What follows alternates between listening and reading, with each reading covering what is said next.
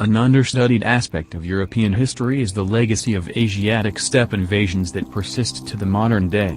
Groups that bear at least part of their heritage from these invasions include Hungarians, Turks, Tatars, Kalmyks, and others. These groups derive their ethnonym from Turkic, Mongolic, or Uralic tribes that invaded Europe during the Middle Ages. Less commonly known are groups that speak an Indo-European language and don't immediately seem to have a foreign ethnonym. These include the Russians and Serbs. This video will focus on the Asiatic element of the latter, the Serbs. Throughout this video, you will see pictures of specimens in the Serbian population that exhibit mixed Asiatic and Caucasoid features, along with other, informative images. Essentially, what you will be seeing is proof that Serbs belong to the Tyranid race, a mongrel race of people who are descended from the children of Turkic and Mongolic invaders and their European concubines. Many in the West have been misinformed about Serbian history, and don't understand the Serbian people's origins, simply because they see that Serbs are Christian and speak a Slavic language. However, a deep study of this people will reveal the heavy presence of non-European elements within its ethnic identity. Let us start with the name Serb. The first appearance of the name appears in Ptolemy's map of the world, among a tribe living near the border of Russia and Kazakhstan. This tribe was Iranian, not Slavic, and was likely related to other Iranian tribes that continue to exist in modern Iran and Afghanistan. Indeed, many toponyms in Iran bear a striking resemblance to the name Serb, suggesting a clear non-Slavic origin of the name. It is well known that Serbs are not native to the territories they presently inhabit. The question is, how did they get there? A further, more important question is, how did an Iranian tribe begin to speak a Slavic language? During the decline and fall of the Roman Empire, there was a tribe that had taken Europe by storm. This tribe, while at the time present in Europe, was not of European origin. Modern scholars believe they were either a Turkic or Mongolic tribe.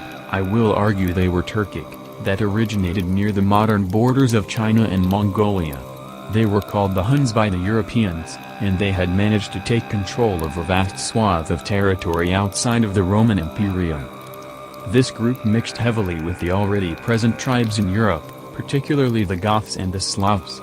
They also managed to subjugate various steppe tribes, including a tribe called the Serbs, whom I will call the Proto-Serbs. This tribe, after being conquered and enslaved by the Huns, were forcibly transferred to Europe to fight against the European Romans. They were resettled in a part of modern southeastern Germany. Indeed, a group that still exists today in Germany is called Serb. Here, they were forced to mingle with other already existing Slavic tribes who were native to the area, unlike the Proto-Serbs. The dominance of the Slavic languages in the Hun Empire can be attested by the few Hun words that we know of today, all of which are of Slavic origin.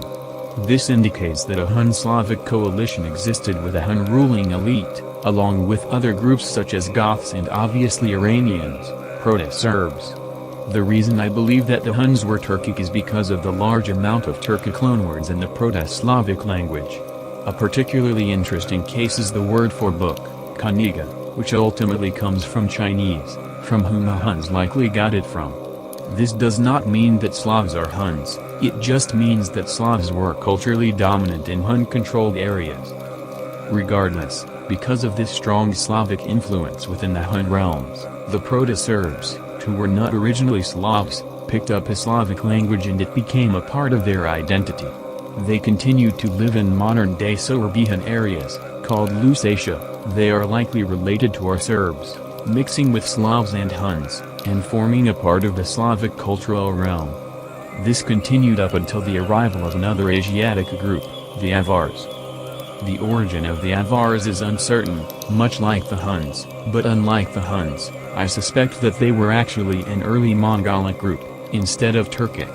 Some theories also exist that they may have been Uralic and related to modern Hungarians, but there is not enough evidence to say.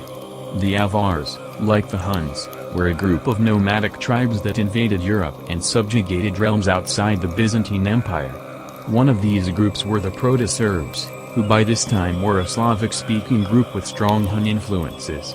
A question that historians had not been able to answer for some time is how the Proto-Serbs moved from Lusatia to the Balkans.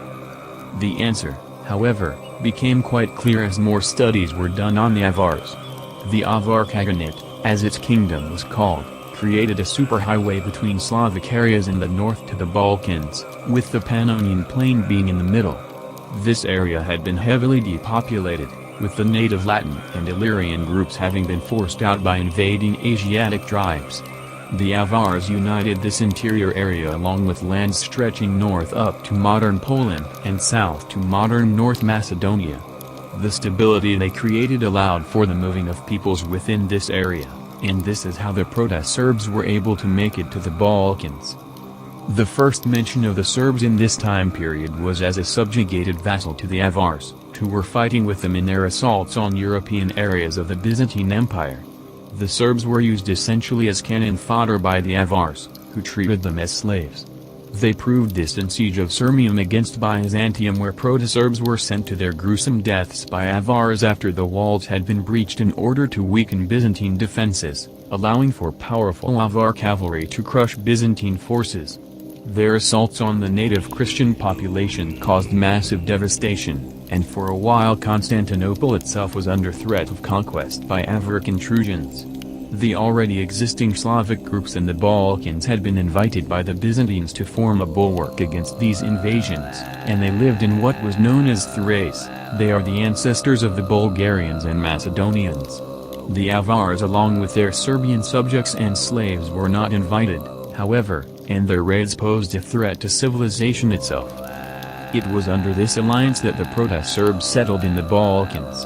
Like the Huns had forcibly moved them from the steppe to Europe, the Avars forcibly moved the Proto-Serbs to the Balkans. There, they mixed heavily with the Avars and essentially formed a mixed ethnicity that later came to be known simply as Serbs. Records indicate that the mixing and intermarriage between Slavs and Avars was very heavy in this area, but in this case it is clear that the term Slavs does not refer to Bulgarians, Croats, and Bosnians, but instead Serbs. Croats and Bosnians fell under Frankish hegemony while Bulgarians fell under Byzantine. It was only the Serbs who fell under Avar hegemony, and as such, they formed a united polity to oppose the native European Slavic groups already mentioned. The legacy of this rule existed till the early modern era, given the titles that Serbian rulers used. For example, Zjupan and Ban were titles used by Serbian rulers that originated from Avars. Eventually, they converted to Orthodoxy and fell under a Bulgarian, Byzantine cultural realm, but the legacy of their unwelcome intrusion into European lands remains to this day. Thank you for watching.